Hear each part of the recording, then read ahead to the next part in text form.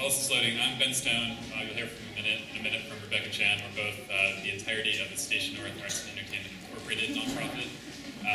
We are a small but wonderful nonprofit that focuses on managing the activities in the Station North Arts and Entertainment District in Baltimore, Maryland.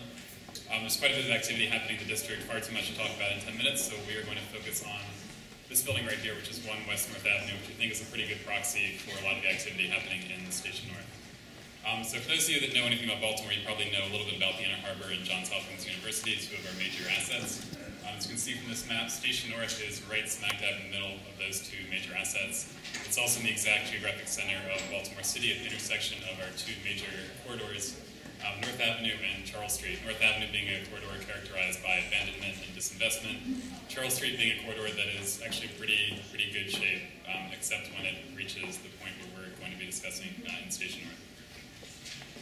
So this is a zoomed-in shot of Station North. The bullseye in the middle is the intersection of Charles and North. That's what we're going to be talking about today. A few things to point out on this slide. We have a couple of great assets right at the edge of the district. MICA, the Maryland State College Bar, one of the best art schools in the country, is actually moving into the district, just purchased 2 buildings in the last couple of years. University of Baltimore is a small school that's growing rather rapidly right at the edge. And then Penn Station, the major multimodal transportation hub of really the greater Baltimore area, is located just south, which is why we have the name Station North. I also want to point out we have quite a bit of activity over on the eastern side of the district, more residential artist population. And then on the western side, we have 2 commercial corridors, North and Charles meeting, with a lot of activity except where the 2 meet again.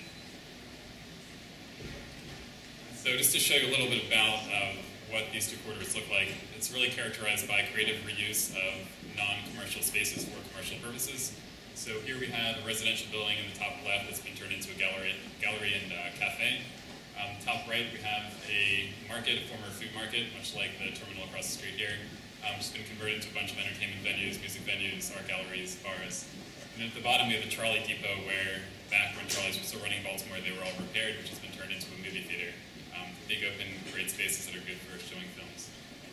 So this is the building. We're going to be focusing on 1 West North Avenue. A few years ago, the city released an RFP, acquired the building and 2 buildings next to it. You can see just next to it, hopefully, Parkway Theater, an old historic vaudeville theater, is part of that package the city acquired. And just so you know, historically, this street is it's always been a rather auto-oriented corridor, not the most attractive space. That's our building highlighted in red right there. And just if you thought we'd come up from Baltimore and not mention the wire, you were sorely mistaken. But there is actually a reason for showing this slide. This is New York Fried Chicken, which used to be in the building 1 West North Avenue that we're discussing. And the point of showing this is that even though this is the exact heart of Baltimore, you might expect a lot of vitality, a lot of excitement. It's really its best use is as a stand-in for a drug corner in East Baltimore. So a bit of a problem right there. Now Rebecca's going to tell you a little bit about some of the work we've been doing to draw attention to this building. So how did we rewire, for lack of a better term, perceptions of North Avenue using 1 West North Avenue as sort of a connecting focal point?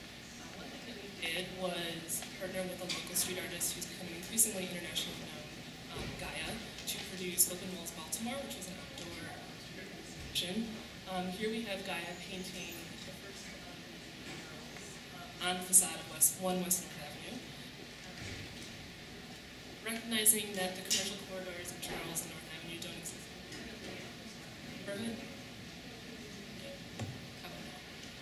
So recognizing that Charles and North Avenue don't exist independently of the surrounding neighborhood, we created the project in such a way that it engaged the entire district.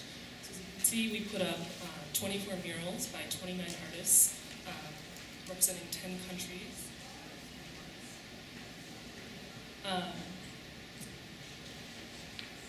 You can imagine having people outside painting for 10 days to 2 weeks at a time attracts a lot of attention. So these are 2 neighborhood kids aimed to keep one of our artists from Reno, Nevada company. This is Over Under. Show you a couple of examples. This is the finished piece by Over Under, as well as another piece featuring a local resident.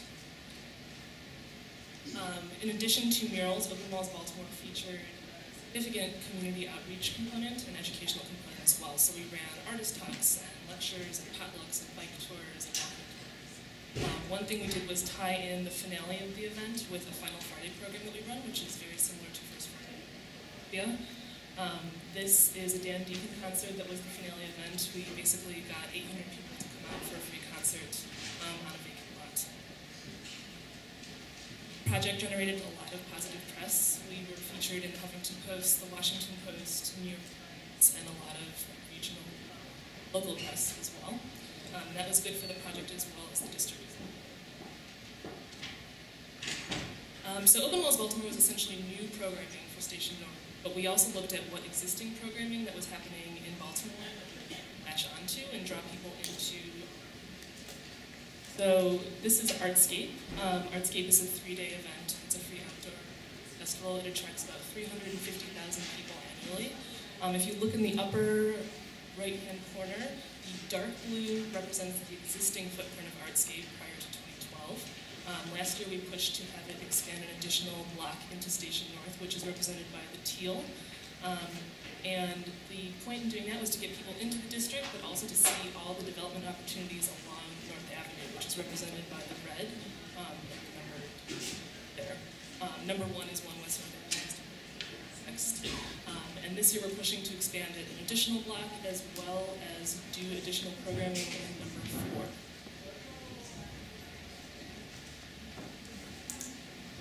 So, phase number 2 of working on this building, we talked a little bit about drawing attention to the outside, painting the outside of the building. We were able to sign a lease with the city, so the city now owns One West North Avenue to move our offices into the space. This is the plan. We're fortunate to have one of Baltimore's top architects on our board. We did this very simple design, very quick design for us. If any of you were in the Next City space, storefront space last night, it's fairly similar size, similar dimensions, a little bit wider, a little bit more shallow, but similar kind of space. And to give you a sense of what it looks like, this is mainly up here so that when you all come visit us in Baltimore when it's done, you'll be even more impressed than you would be anyway. It's a former fried chicken place, lots of bulletproof glass in the front, lots of really disgusting deep fryers, which we've been moving out and scrapping and giving away when useful. But we're going to have the NX Theater, which is a rather young DIY award-winning theater troupe. They've been performing in residential spaces anywhere they can find space around Baltimore. This will be their first actual formal, well, somewhat formal theater space in the city.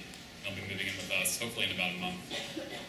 This is the building next door, the Parkway Theater, old vaudeville theater. Beautiful space, rather not in the best shape, hasn't really been taken care of. Someone was actually living there and hoarding a bunch of things for the last decade or so. But it's also going to be rehabbed as a more future use. So again, this is what the building looks like now, and this is the plan. You can see the building we've been discussing on the corner will likely be demolished and replaced, and the Parkway Theater will be the new home of the Maryland Film Festival. And most important thing about this, we can't take full credit for this, but the city actually released an RFP for this building back in 2008. There was really no interest in the building at all. They took out the RFP.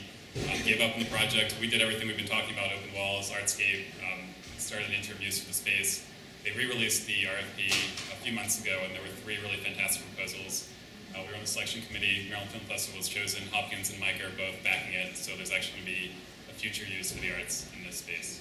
Thanks.